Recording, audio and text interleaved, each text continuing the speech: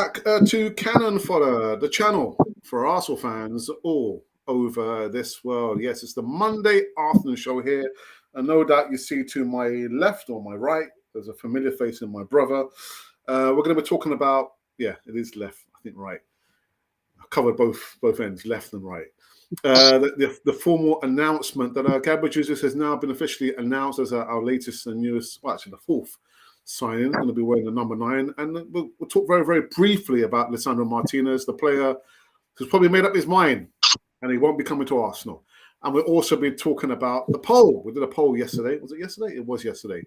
And boy, have the numbers flown through the window. There's only one window here, actually. Only one window. But yes, we'll get into this one, the other side of this music intro.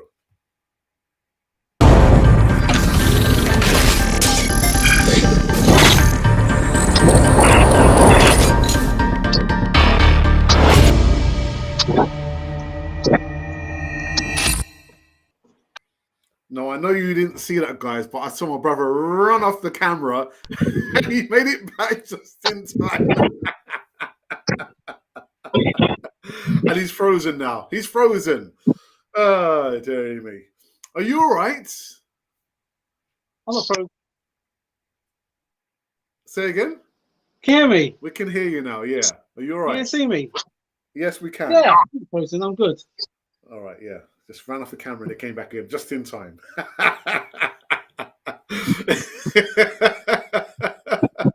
So how you been, Master? How have you been? Yeah, I've been good. I've been working very, very hard with work, obviously. The couple of weeks I had off, I was quite fortunate to meet a legend, Paul Merson, at the Box Park at Wembley. That's like my highlight, if I have to be honest. Since I've gone to the theatre a couple of times, had a bit of time to myself, explore myself a little bit, and back in work, and work has ramped up again. But yeah, I was also watching the England under 19s at the weekend, and they won their Euros, and we also got the women's Euros coming up probably Wednesday. So it'd be good to watch a bit of football because I love tennis. I was actually watching a really good film, King Richard, about the father of Venus and Serena. And if you want to talk about being single-minded and mentality, he had that. He acted a bit crazy. I'm not just on about Will Smith. I'm on about how he played the father of Venus and Serena. But his single-mindedness and the way that he got his daughters to be very focused at the job at hand and who they're going to become as well. Amazing. It'd be good to see that kind of mentality at Arsenal. Yeah, but so that we go into it. Yeah, well said, and actually well said. So we've got only 2 new segments. Like I said, one's going to be predominantly about Gabriel Jesus, who was officially announced today, and just breeze over Lisandro Martinez. So Arsenal have signed Brazil forward Gabriel Jesus from Man City for a deal of £45 million on a long-term deal. The 25-year-old is a manager, Mikel Arteta's 4th signing following the arrivals of Fabio Vieira. Fabio who? Matt Turner and Marquinhos. Arteta said he was very excited by Jesus' arrival. The club has done a tremendous job to recruit a player of this stature, he said. Arteta, who have worked with Jesus when he was assistant coach at City, has been trying to boost Arsenal's attacking options after the departure of Lacazette and, of course, Aubameyang. I know Gabriel personally very well, and we all know him very well from the Premier League. And being really successful here, the Gunners manager said, this position that's been our radar on a long time, and now we have managed to get a player that we wanted. So we are all really, really happy. Now, I've just been watching, I'm not going to mention the other platform's name, but I've just been watching the interview that he did there. And it appears that Mikel Arteta, and knowing the fact that there are other Brazilian players, was very, very instrumental in getting Gabriel Jesus to sign for Arsenal. £45 million, I think, for me, is a bargain. Is it a good fit for Arsenal, Ralph? Gabriel Jesus? Well, he's going to have to be. He's going to have to be. I think pre transfer window, with all the speculation and everything, I think I did see on one of the posts that he gave this kind of statement that this is like his new adventure. So he knows what's expected of him. He's won Premiership with Man City. He's won a few cups along the way. So he's he knows what's the expectations at Arsenal. I'm sure there's no doubt that the conversations that we've had with the other Brazilian counterparts as well would have put him in some kind of I suppose permanent kind of like mindset that he's seen what's expected. He's seen what's happened to Arsenal. No doubt, of course, he's played against a few times as well. So he knows pretty much what's expected and what he needs to do. I suppose it's also a gamble as well for Arteta because, this is Arteta's man now. And, he's playing him in a number 9 role, I take it also. So it comes with a lot of responsibility and a lot of expectation. But that's what happens when we have new players. We always build them up, don't we? We say, we can't wait to get this person, that person. And we build them up. And then sometimes we're not as we should be. They don't fire straight away. And then all of a sudden, it's like, what a waste of money that signing was. So you have to be very, very patient and let the players, they're going away on this tour, aren't they? This pre-season tour. Yeah. So it'll be a way of like getting into the groove of the way that the team is going to play, the way that Arteta, more importantly, the way that he wants the players to play as well. Hopefully, there won't be so much of that, demonstrative coaching along the sidelines, because now the players that's going to get in would know exactly what he wants them to do. So it's okay doing it from time to time, but not every 5-10 minutes shouting at your players to get into formation when they already got the game. You already told them what the game plan is. Yeah. Ralph, we did a poll within the last, 2 hours. And say again. You love your polls. Well, you've got to keep engaged, isn't it? You can't go off, and fall asleep. You've always got to be on top of it, Ralph. So the poll that we did was in regards to who we think is going to score the most goals in the new season. And I only put 3 players. I put Saka, Nketiah, and Jesus, even though I had an idea who, I said, the subscribers were going to pick outright. So out of 559 votes, there's not been any comments yet, 21 likes. On 9% is Eddie Nketiah. So 9% of you think Eddie Nketiah is going to be the top goal scorer. On 10% is Saka, which is probably about right, actually. And on 81%, it's Gabriel Jesus. So let's see. I'm going to keep an eye on this one. Come the end of the new season, because someone has put a bet that Eddie Nketiah will probably score more goals than Gabriel Jesus. He scored a hat-trick against the Tractor Boys the other day. Was it a friendly behind closed doors? A good start, isn't it? Momentum, Ralph. Yeah, I think also for Eddie, it's good. This is one of the things that we always mention. It's good to have competition for places, because one, it keeps you sharp. 2, that it's, unfortunately, as the game is, it's a marathon. So if you do pick up a knock, or you're playing, you're not in your manager's mindset for a particular game plan, it's good to be able to play. Now we've got the FA Cup, fingers crossed. We've got Europe as well now, so you may have to figure in those kind of teams as well. But it's good to have competition for places. Like I said, it keeps you sharp, it keeps you active, and competitive. It's one of the things that I think we was lacking for the longest time, because we were pretty much like bare thin for a squad. So I'm expecting some big things. Eddie's now got that number 14, and I know a lot of people have been saying, you know what, it's that number should have been retired and that kind of stuff. I think it is what it is at the end of the day. The shirt's there. The shirt's there. If the club wanted to retire it, they could have done it any other time, but it didn't. So when you step into those shoes, like Jesus coming into a team, it's like any new signing coming to a team, it's like the players now, when the season starts, the board is cleared, you start again, you go as you go. But you know, I would imagine that you become your own kind of critic as well, because when you do miss those goals, or when it's not running to form, it's bad enough having the fans on your back, let alone yourself as well. So I think Eddie's gonna step up, and Jesus, I'll give Jesus a free pass. I would. I'm not gonna put anything on him. First season in, let's see what he does. Yeah. All right. Just the second and last news segment is actually in regards to Lisandro Martinez, the Ajax fullback, or actually plays CB as well.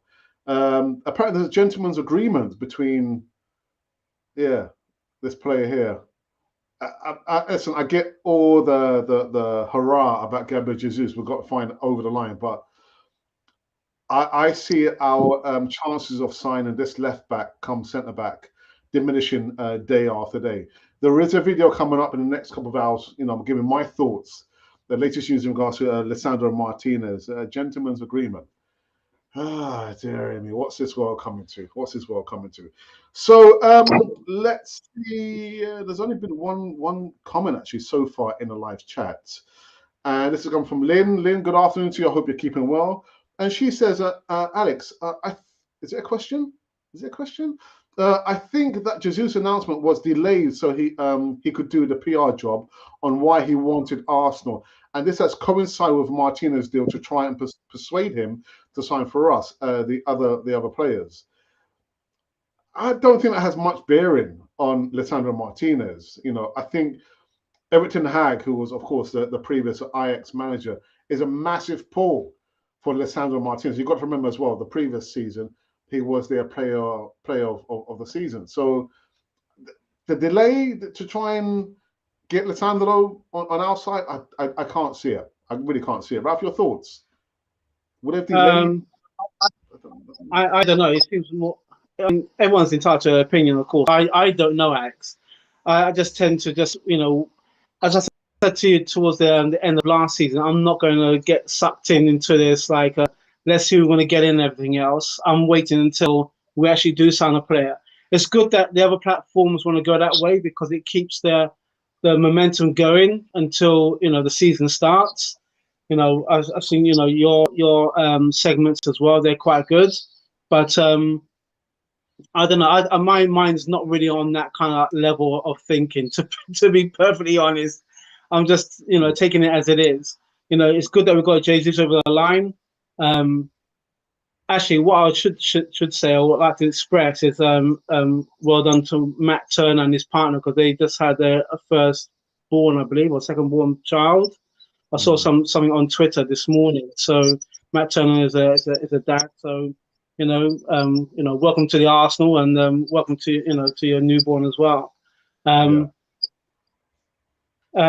yeah, you know what, Alex, I'm to me there's just so much clatter going around. I'm just standing back and just waiting. And then when there's somebody that actually comes in, we can talk about Jesus because he's in. We can talk about Matt Turner. We can talk about Vieira as well, Pablo Vieira, because they're in there now. You know, and it's good that we're getting some of the signings in. I think Arsenal probably still got a way to go in terms of signings, and to make sure we can get some key ones over the line. Who they are? Is it going to happen? You know, like I said, I'm pretty much reactionary. I'll wait and see. I've been sucked in too many times and say, yeah, we're going to get guy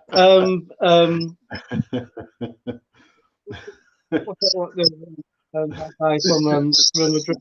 You can see his face. I can't get his name, but yeah, it's too many times sucked in, too many times. Yeah. So I'm backing out of that.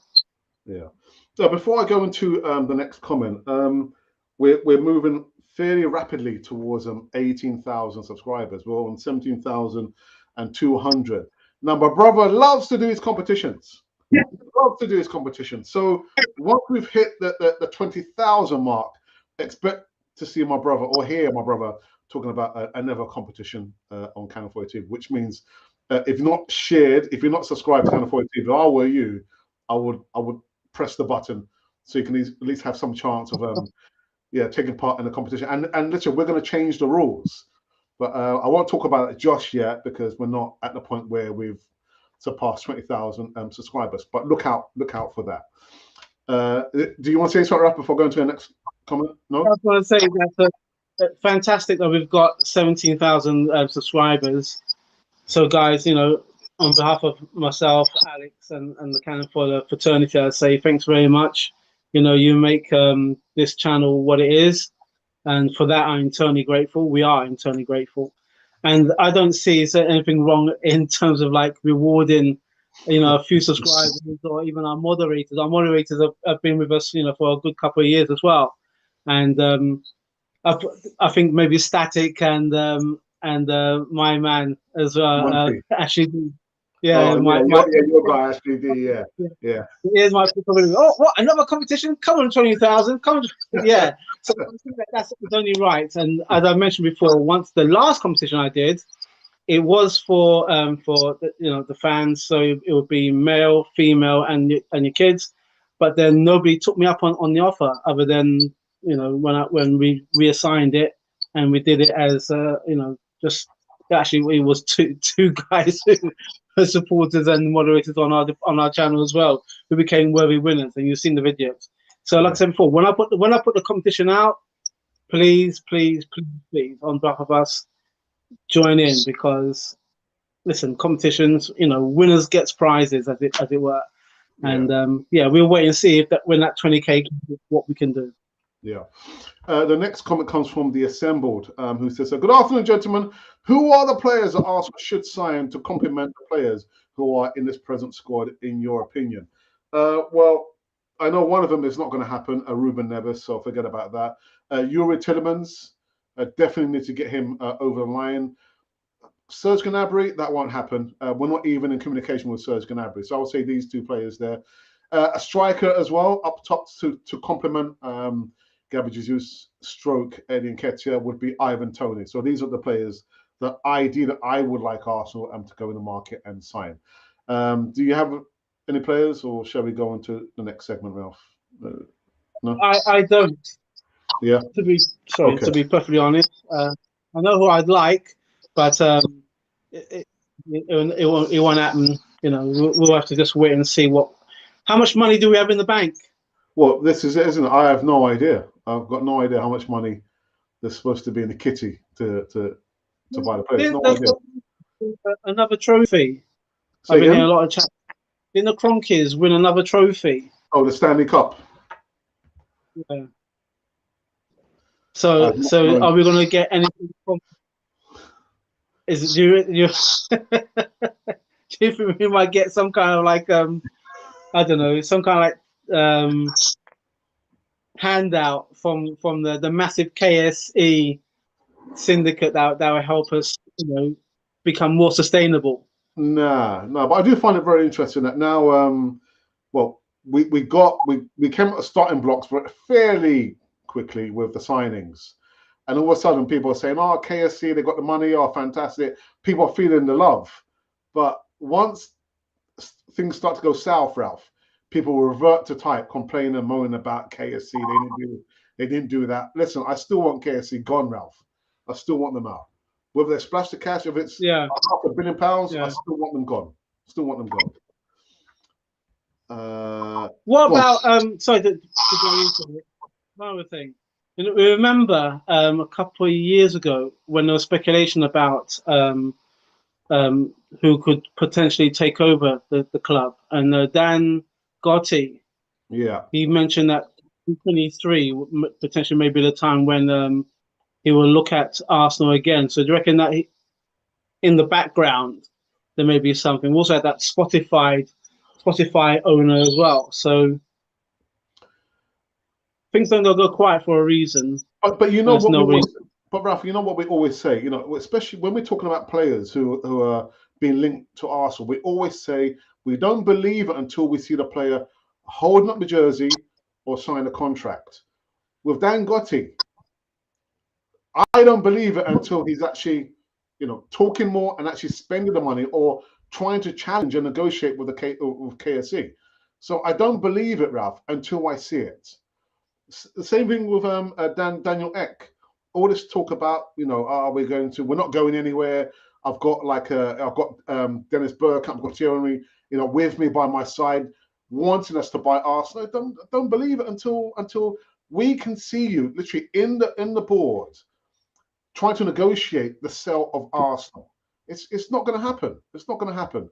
Dangote, he can talk until the cows come home, Ralph. But as far as I'm concerned, unless we can see you, actively trying to communicate with KSC, it's just dead in the water, isn't it, Ralph? Only dead in the water because it's So what would be work, isn't it? Hmm? So amazing. What would be amazing would be if Dangote and Daniel Ek got together to put a bid in, because they're both wealthy. One's country and one's through. Yeah. To put a really tasty bid that'll make the Kronkers think, actually, that might not be a bad idea. You know what I mean? But you've got, like I said, but you've got to put something worthy in front of them that might, get the grey matter swirling. But talk is not gonna work. Just talking about, I want to come in and buy as of 2024 or 2025. That's all talk. It's all talk. And much more even with Daniel Ek. It's all talk. Anyway. Someone goes on to say, I'm lost to who Arsenal will sign. Everybody who I believe they should go for, we are outmaneuvered. Well, maneuvered, we just take the longest time. Darwin Núñez, the moment Liverpool were linked with him, they brought him. Diaz, was it Diaz? Linked, they brought him. Erling Haaland, Man City, linked, signed. And I joked last week about, if Arsenal went into making movies, Ralph, the cliffhangers. Do you remember Batman and Robin? At the end of the episode, we had to wait until next week on a cliffhanger.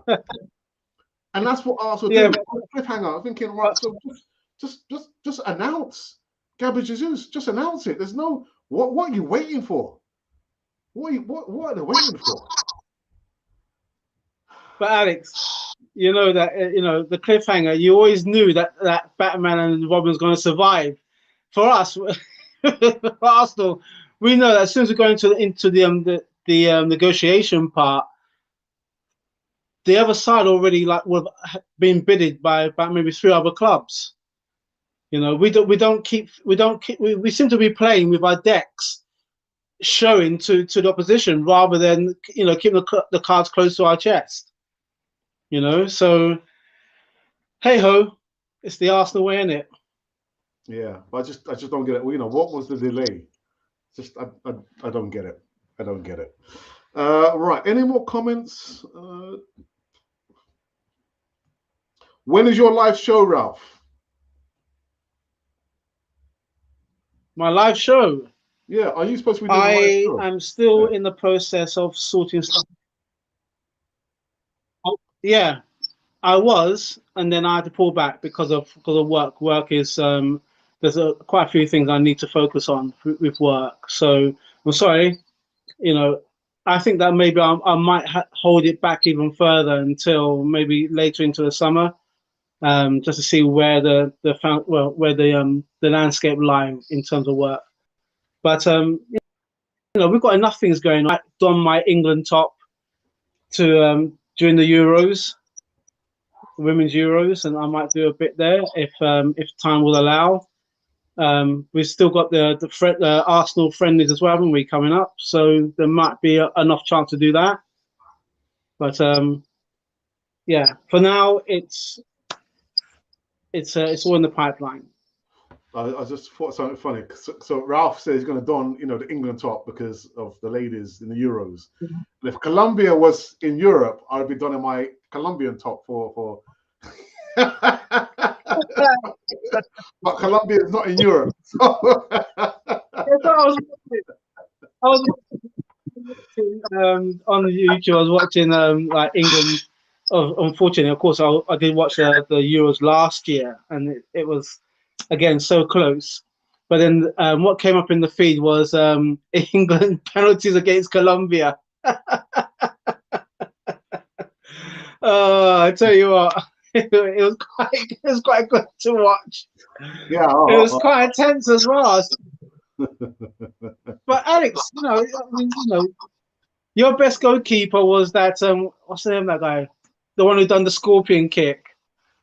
Yeah, Rene Higuita. Yeah, that's it. Rene Giggs. He got mugged on the halfway line, didn't he, by Robert Miller in the, in the World Cup. Anyway, let's go back into live chat. Thank you, Ralph, for that. Seeing more games today, it's a strange one. Yes. Why the long delay? I just don't get it, man. Again, what are they trying to go into? Making cliffhangers for movies. They're in the wrong industry, man. Just anyway. I don't think there's any more comments. Let me just quickly check on Twitter Sphere. Maybe we've come in at a time when everyone's either picking their kids, or they're about to leave work, or they're still in work. Yeah. Okay. Right. There's 15, 16 watching now. So I think really, Ralph, there's nothing else to be had or to be spoken about. Then we'll call it quits. 26 minutes and running. What I will do, Ralph, just quickly go for the last time and see how the poll is now sitting. I guess maybe it's probably still the numbers are probably still the same. Let's have a look. So the latest poll was who scores more goals next season? Is it going to be Bukayo Saka, Eddie Nketiah, or Gabriel Jesus? Now, 625 votes. Again, guys, thank you for that. There's still no comments, but 22 likes. On a massive 8% is Eddie Nketiah. On 10%, Bukayo Saka. And not much ahead. On 82% is Gabriel Jesus. So you guys reckon that Gabriel? I've got a funny feeling Eddie Nketiah might score more goals than Gabriel Jesus. But like you said, Ralph, it's good to have competition, isn't it? I'm going to score more goals than you. No, I'm not. Competition, isn't it? Yeah. Good competition. And hopefully, in that as well, Saka might get a bit more of a break and be able to play with a bit more freedom. Put the focus will shift off him and more onto Gabriel Jesus. Yeah, and I think that would have been the argument if we had brought a Rafinha, that he would have probably give Saka more respite, give him time just to recover, because there's no doubt, in my opinion, that we've overplayed Bukayo Saka, him. So, yeah. What's happening with Rafinha then? Is he still dancing between two clubs, or is he? I'm not really fussed on him, to be honest. Well, Barcelona, isn't it? I think Barcelona are on the verge of signing him. I think he's waiting for the Barcelona, isn't he? Yeah. And if he gets it, good luck to him. If he doesn't get it, the second option will be Chelsea. But it's always been Barcelona, not Arsenal. Arsenal have not been in the conversation. So I'm not sure why Arsenal allegedly been going after a player who doesn't want to come to Arsenal. That's another thing that bugs me as well. Here's one more, Ralph. There's one. Players. Arsenal always seem to go after players who we become like a second, third, or fourth choice rather than the first choice. I find it a bit insane as well. Let's go for players who want to.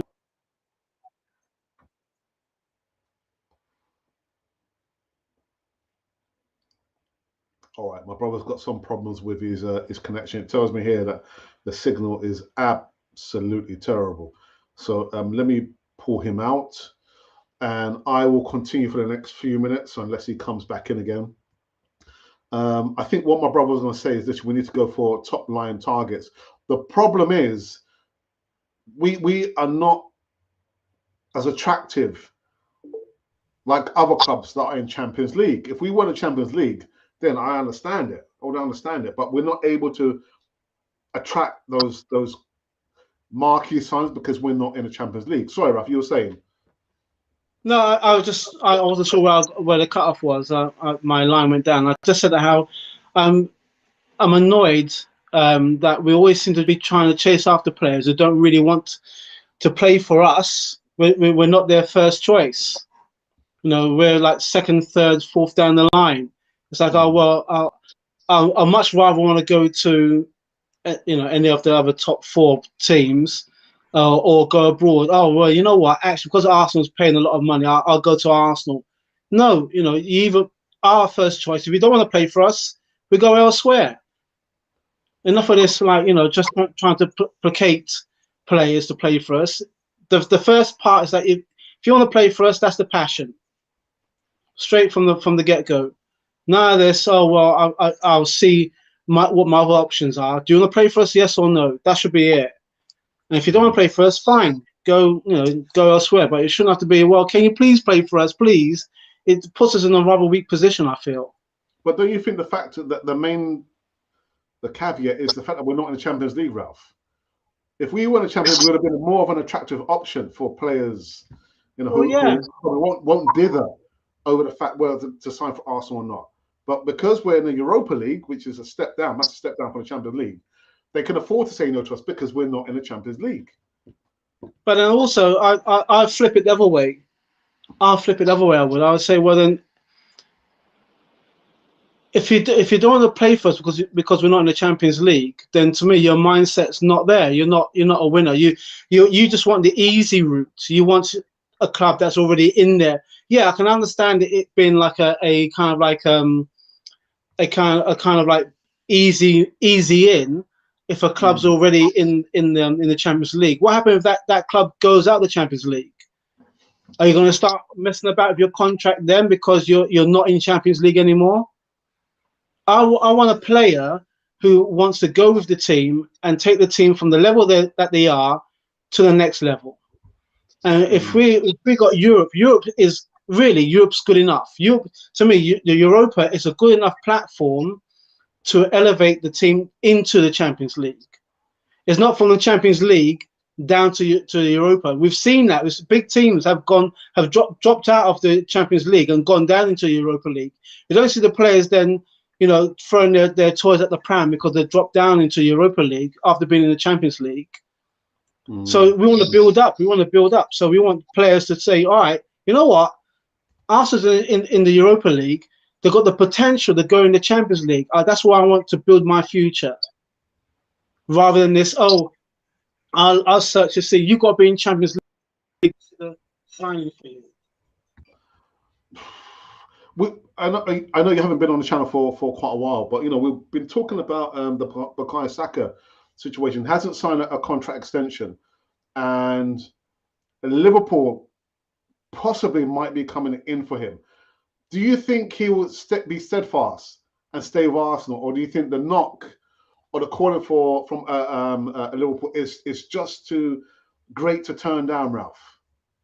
Well, again, it goes back to the point I just made. You know, he's been at the club since a youngster, so you know, I can't speak for Saka. None of us can. If the manager's good enough, and if the team is good enough, this up and coming season has to be that we have to win something. We have to win something, and we have to elevate ourselves to the next level. And the manager and, you know, the Saka's families will have to come around the table and say, look, you know what? This is what we're going to do, but we can't do it all unless, you know, you buy into the process, this process that we've been talking about for the longest time. If I go back to what I mentioned earlier about watching that film last night, King Richard, Richard Williams knew the potential that his daughters had. He foresaw that they're going to be number one in the world. He foresaw it. He planned it. He planned every intricate step for them to be where he had to, for them to be where they had to be. He had to, you know, they showed a section where the kids were training in the range, for example. When you input that kind of mindset into a potential winner, the next part is, okay, you know what? I'm buying into the process because I know that you're looking out for my best interests. There was a bit of a bit of infighting when Venus wanted to play tournament that her father didn't want her to play in. But then Serena did the same thing as well. They both knew that they had it in them. They had it in them because their dad instilled it in them. Now we're asking the manager to say to a young prospect who carried the team for 2 seasons now, buy into the process, buy into the fact that we're going to get to a point where you're going to reap the benefits. It's okay that if he does get turned, and we've seen it before. We've seen it, the early 2000s when we had a team. They've gone into our rivals. They've gone to Man United. They've gone to Man City. They've gone to Chelsea, and they've won things. But to me, this is my perception. It feels hollow. They've won it, but then they were out. Some of them even went to Barcelona and they were sat on the bench for about maybe 2 or 3 seasons in and out. It's hollow. It feels more when you actually build it. I think that's the thing that we're trying to instill to our youngsters now, the young players. You've got to build. It's no good just going butterfly jumping from leaf to leaf, hoping that you're going to hit that happy trail where you're in Champions League. Okay, you're in Champions League. You could bust a leg. You're in Champions League, the manager may be out of favour, and another manager comes in, and then you're on the sidelines. I feel that he's happier, or he should be happier, or if I'm appealing to him, stay where you are for another season. Stay for another season, okay, and see where it takes you. And then, if it doesn't work out, then you can always sit around the table and say, you know what, my contract's coming up now. I'm gonna go, and I won't begrudge him. Because he's carried the team for 2 seasons, but he's still young. But even if he went to our rival, you wouldn't begrudge him, Ralph. Even if he went to one of our rivals, I wouldn't. I'll be honest. I wouldn't like it. But like I said, I'm not in his ear. I'm not in his ear. As fans, we can all chant his name and everything. But at the end of the day, when he's sat at the table, opposite table to Arteta and Edu, and he's thinking, I've still got another maybe 5-8 years, God willing, to play this game at a high level, represent my club, represent my country, and win stuff. Players want to win stuff. What's my chances winning at Arsenal? At his moment in time, he's seen it for 2 years, and he's thinking, okay, well, we're nearly getting there. The next 2 years, or the next year, this last year, he either sits and writes an extension if Arteta can prove to him, or he'll say, you know what, I've tried to do what I can. I'm in the air of Klopp. I'm in the air of Pep. I'm in the air with whoever's managing Barcelona or Real Madrid. I'm going to go there. You can't stop players from going where they want to go. You can only say to them, this is where we are at this moment in time. If you buy into it, you buy into it. Ralph, we knew that the Ox wanted to leave Arsenal and go sign for Liverpool. Imagine how he's feeling. He hasn't played many games just by the mere fact he's been injured still playing for Liverpool. But he's a Champions League winner. He's a Premier League winner, and no one can take that away from him. Whether you're probably thinking, well, actually, we want Saka to stay because if he went to a Liverpool or Man City, he won't get enough game time. But he will be a Premier League or a Champions League winner. You can't take that from a player.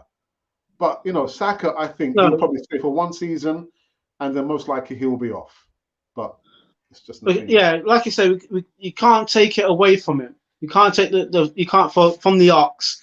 You can't take away that he left in his business sense mind. He left at the right time. He caught them he caught Liverpool on the crest. They were on the up. Yeah. And there is a photo of him, and is it Firmino on the pitch? But he's carrying the trophy. Yeah. So you can't take that away from him. But I still believe that maybe deep down, in the quiet moments, he's thinking, I'd love to have done it with Arsenal. Yeah. All right. The live chat has just kind of warmed up somewhat. We've got Major Zuzu who says, "I'm really happy to see Jesus on our side. Our future looks young and bright." Semble says, "Let's hope Jesus and Nketiah help the team rather than a self-serving attitude is adopting just to score the most goals." Yeah, but you want competition, don't you? You want competition, and if it's serving for the greater good, then why not? Eddie Nketiah doesn't strike me as being a selfish person, and neither does Gabriel Jesus. But if they were to change the attitude and be more competitive, why not for the greater good? Because it's going to be a win-win situation. They score goals, we win. We might have an opportunity of winning the Premier League. So I've got no problems with them being self-serving. What about you, Ralph? Self-serving, selfish? I don't see the problem. Another observation. You have to be selfish a little bit. You have to be selfish. You have to be single-minded. You have to be determined. Of course, you have to be a team player as well. You can't do all that by yourself. Yeah. You have to be a team player.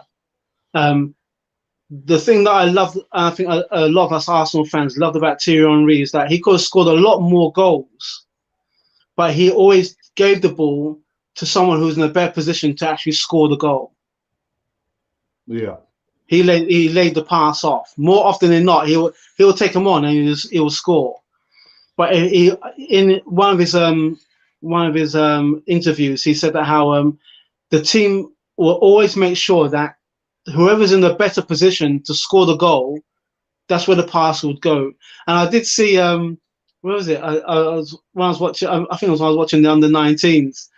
Of course, they're still developing. There was a couple of goals that could have gone either side, either to Israel or to England, more than what the score showed at the end. And you always see the one player always like remonstrating and say, "Why couldn't you pass to me? Yeah. I was in a better position than you were. Why don't you pass to me?" And that would never go. That never disappear. You gotta have those players who feel that they can either take on the shot. Because we're always saying, aren't we? Rather than pass the ball into the net, we want you to shoot from outside the box if it's on. Yeah. But the other part of it is that you've got to be single-minded. If you're going to take the shot, if it doesn't come off, you have to take into full effect that the person who's in the better position is going to land blast you. But you have to be single-minded. So I think self-serving has a purpose as long as you're not always greedy. Remember we played for one team, Alex, and this guy, I'm trying to remember what his name was. We passed the ball to him, and he wouldn't pass. He wouldn't pass. He would just go off, and the team would always shout at him, but it didn't stop him. It didn't stop him. But from being that single-minded, I think you're always going to be single-minded anyway. But as long as the team becomes progressive, as long as the team starts winning, more importantly, then I don't mind that. I don't mind that. Yeah. John Agizaguna says, Jesus said, "Eddie, you played it so well. I think I'll get up and I'll score it again." Well, again, our new song, 36 goals, and expecting between them. They could do it. They could do it with the Emil Smith Rose, the Sackers, the Erdegaards behind them as a supply line. You mentioned do you know I never mentioned Thomas Partey? You probably know why. But it could be 30, 35, maybe 40 goals. You never know. Ace says, "Big up Cannon. Thank you for that. Champions League, most important to keep hold of our youngsters." See? OPO Instance says, "Good evening, Gooners, and good evening to you." John says, "Good evening, OPO." CM Wargame says, "Most South American want Barca or Real Madrid. It's a draw for a lot of them. With Rafinha, we had indications that he'd come here, but we are not willing to match what Leeds want. That's down to Pepe." Yeah, man. Well, Go on, Ralph. I was going to say it's not Pepe's fault. You know what I mean? Pepe should have, when he was on the pitch, taken more of the opportunity that was given to him. But it's not Pepe's fault. If my manager says, "Oh, Ralph's worth 75 mil," and I turn it out as maybe 50 or 65, then that's for me to work on. I can't negotiate. It's not the player's fault that he's valued that high. Yeah. And as we know, the person who got that. I mean, it was a joke at the time, but now it's quite serious because of what's happened last season. That person is now God knows where he is. But if he's still got the bag of money that he got, he probably got half of that now because he probably had to use the other half in legal fees. But on top of that, the player can only do what he's born to do, and I think that maybe Pepe felt there's a lot of weight on him, and if he does go this season, or if we do keep him, I think it becomes a bit like waiting for the axe to come down on you, because he knows that the last season potentially he could have turned it around a bit, and he hasn't done. Yeah. Prosper says same point goes for Saka. He doesn't want to be another Harry Kane. Good player, no trophies. Alex, hit me on the app. Lost all the contracts. I'll send you my number again. John says Mohamed, Gabriel, Jesus, and now we will need his Moses.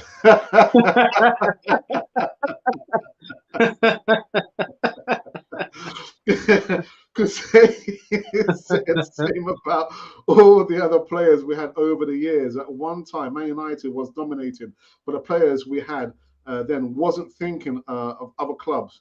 We breed winners. We breed them. But that's the vision. Edu and Arteta should be selling come to Arsenal because a club legend by getting them back to winning the Premier League, titles and Champions League cups. And that's what I said. The bid is the bid, the money is the money, but it's no use if you can't give the player or players a vision to aspire to. You've got to give them the vision. Yeah. And even more so because we're not in the Champions League. Arsenal playing Woking behind closed doors tomorrow. I'll make sure I'll tune in for that. Dark Square 1971, good afternoon to you. Says that we could have Maradona up front, but if we have Xhaka and Nene and Odegaard behind him, there would be problems. I think of that. Okay, you're all right. Ray from Arsenal, good afternoon to you, sir. Says big up Alex Ralph.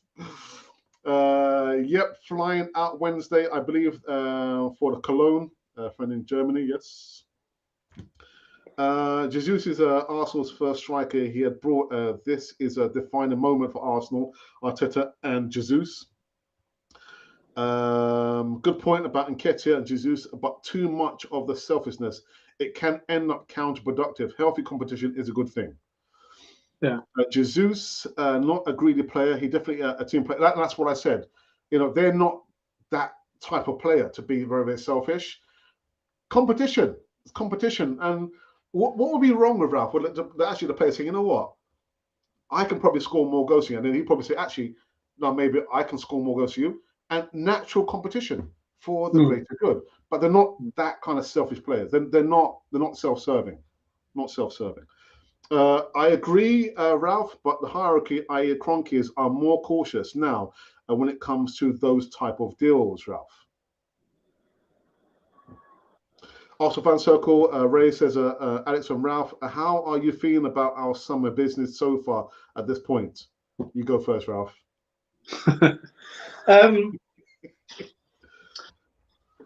Like I said before, I don't want to get sucked into who's going to come into the club, because we build our hopes, we don't get them, and then all of a sudden we're into our pre-season friendlies, and then straight into the Premiership, and we're not ready. We should have had this player. We should have put the money on the table. As I said to you earlier, Alex, I don't know how much money we've got.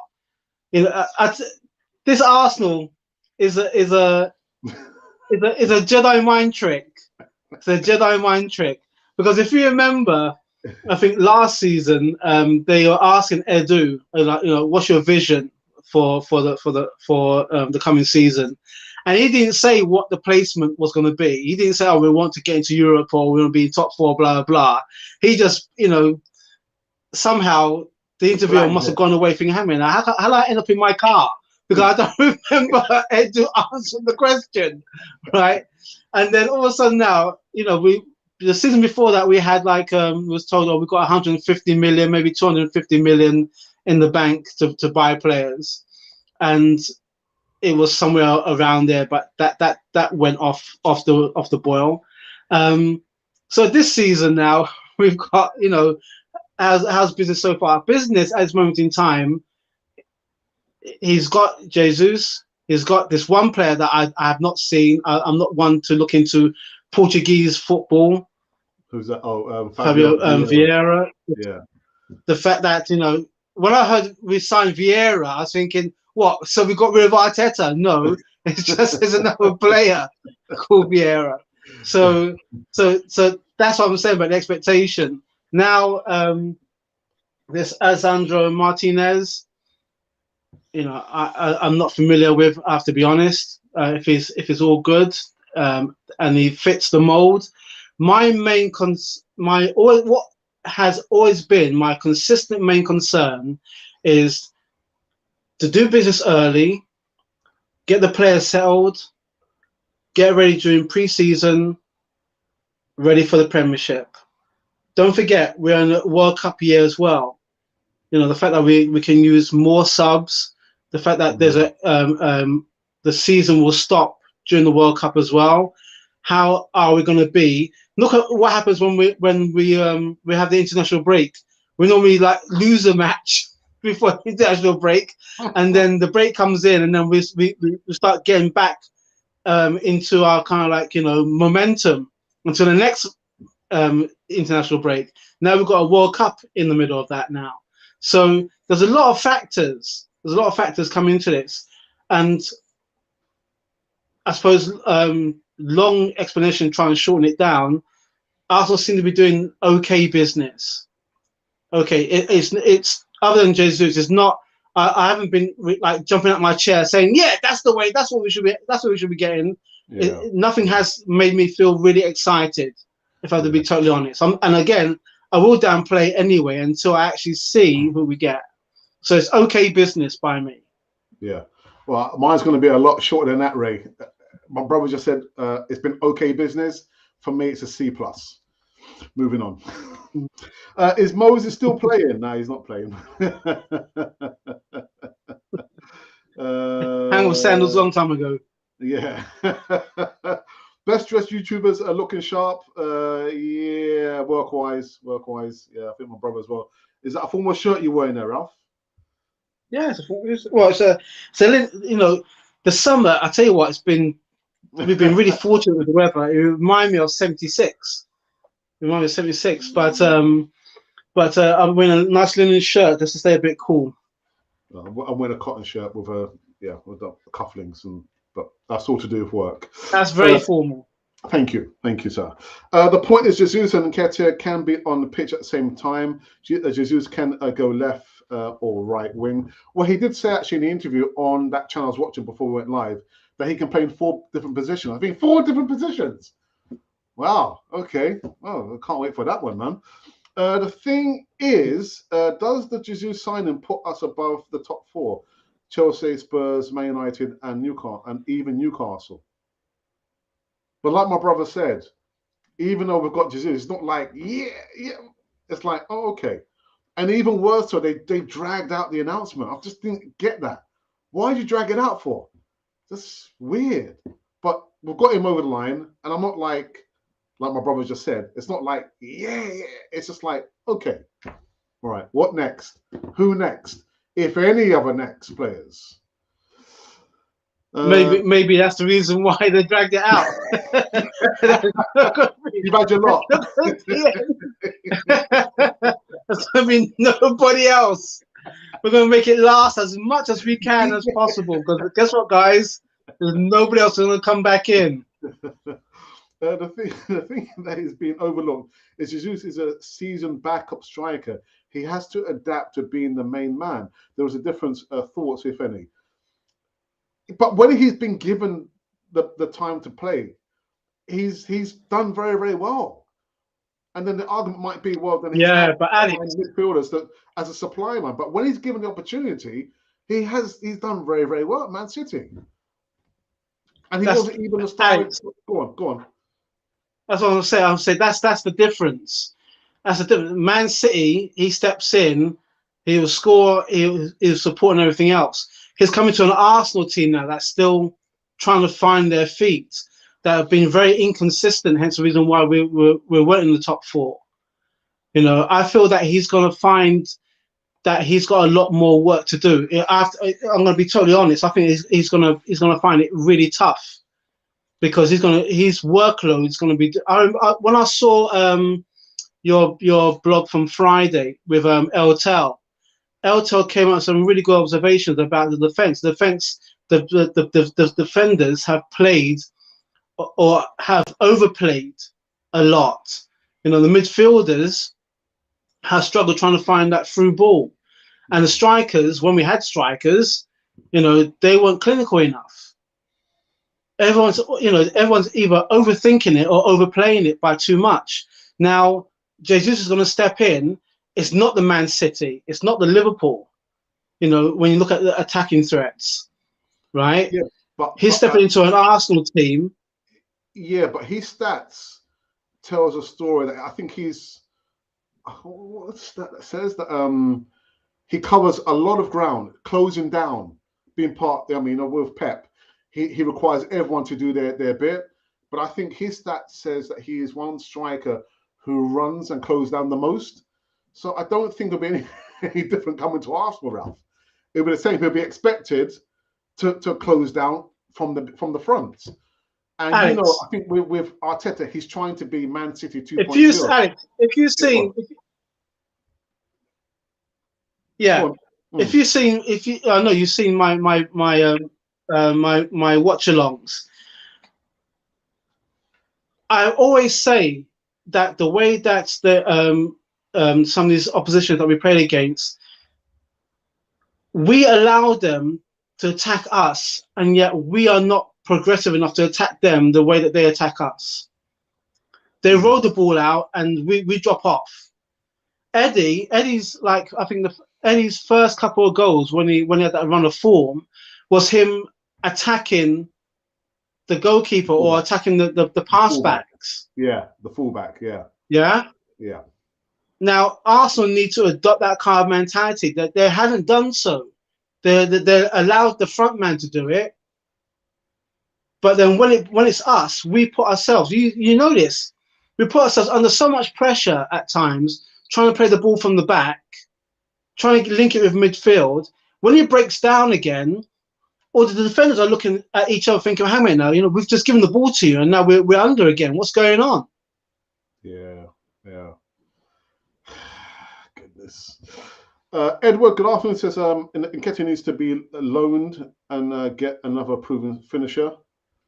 That's not going to happen. It's not going to happen. We just give him a new contract. Great point, Ralph. I expected a serious 6-foot centre forward and a box-to-box DMF by now. Those are keys. Must-have players going into the season. Early business, please.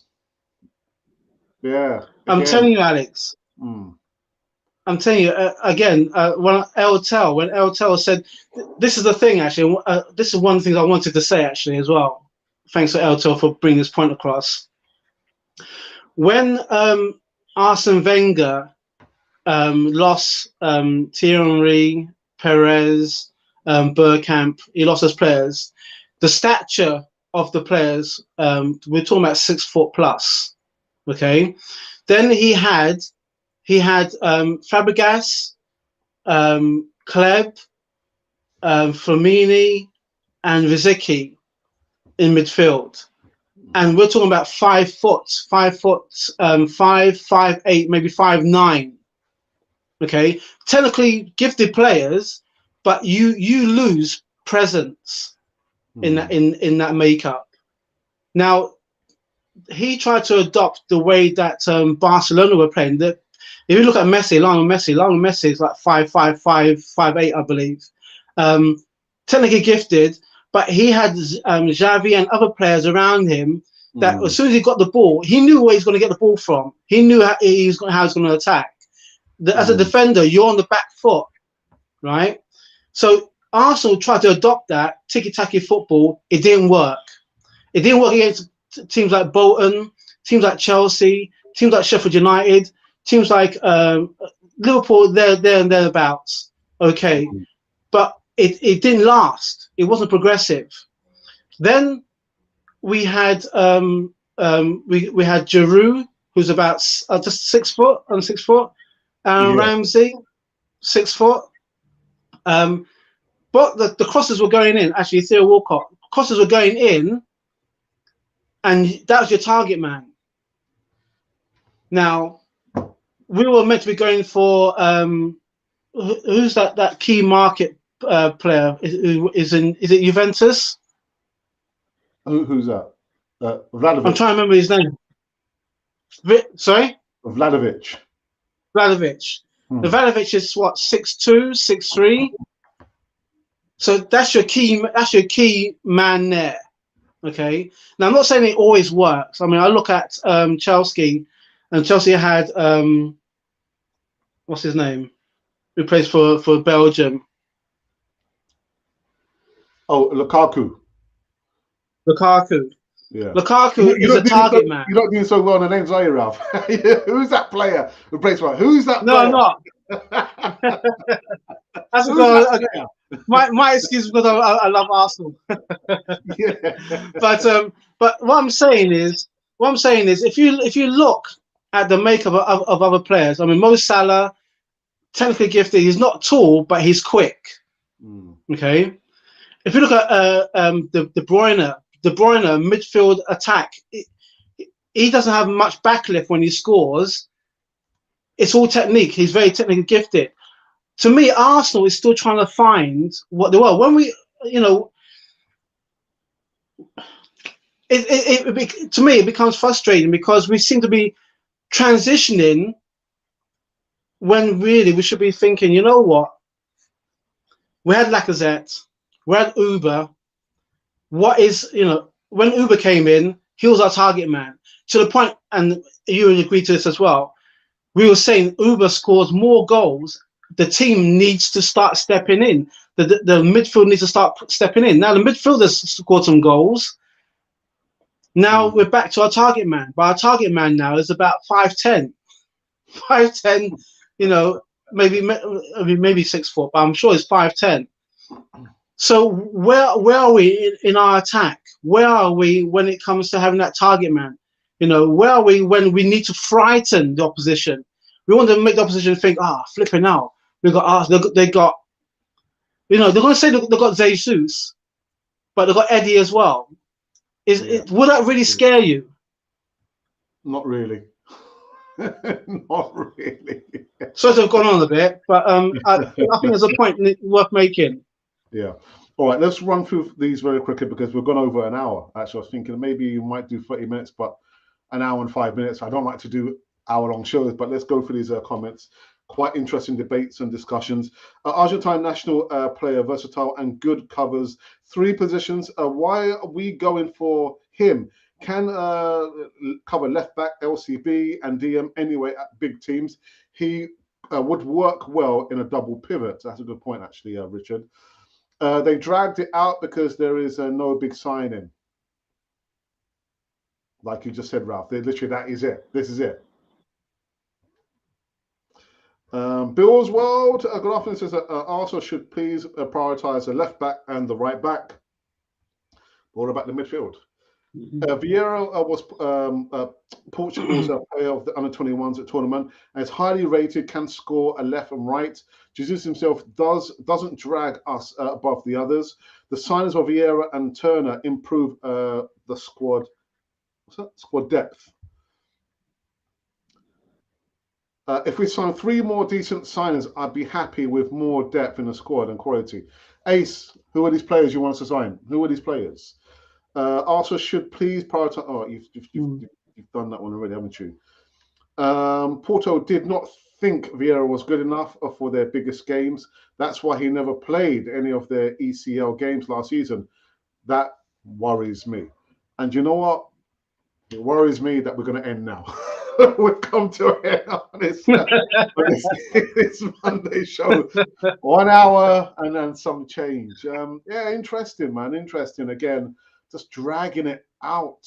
I think it could well be because this is as good as it's going to get. And don't get me wrong, I like Gabriel Jesus. I like him. We'll have to wait and see how he fits into Arteta's philosophy and the tactics and everything else there. But anyway, Ralph. Final words, Ralph, before we wrap it up. Final words. Yeah. Like I said, I'm not going to get myself too ramped up. Pardon my lack of opposition strikers and stuff like that. But at the end of the day, you know, of course, you know, we love our team. That's the reason why we've got this channel. But dragging out that press release and everything else, everybody knew he signed. You know, why you want to drag it? If you're going to say, look, guys, I'd rather actually made a statement saying, right, guys, we've got our team, we're settled, we're not going to do any more signings unless we feel necessary. Then that's it. It drops all the smoke and mirrors, all the conspiracies out the window. But the longer you draw something out, the more speculation, the more talk tends to come up. And it puts us in this kind of situation, which I don't want us to be in. Yeah. So let's just have a, you know, a happy preseason, happy summer, and going into the next coming season. God willing. Okay, and that's it.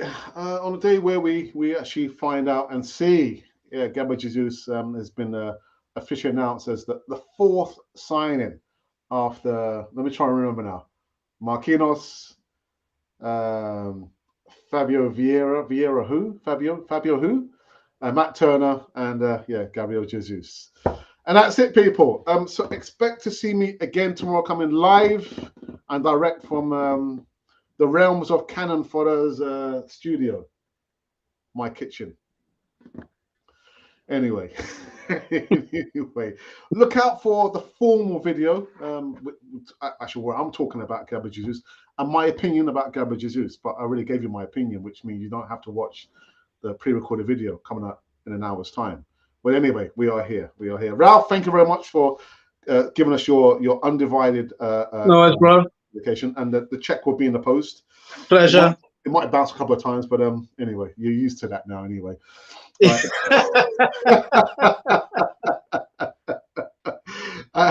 To be expected. Exactly. That's good for they're not making any more checks. But anyway, people, we are finished. I hope you did enjoy this Monday afternoon show over here on our channel. Our channel, Cannon Fodder, the channel for Arsenal fans all over.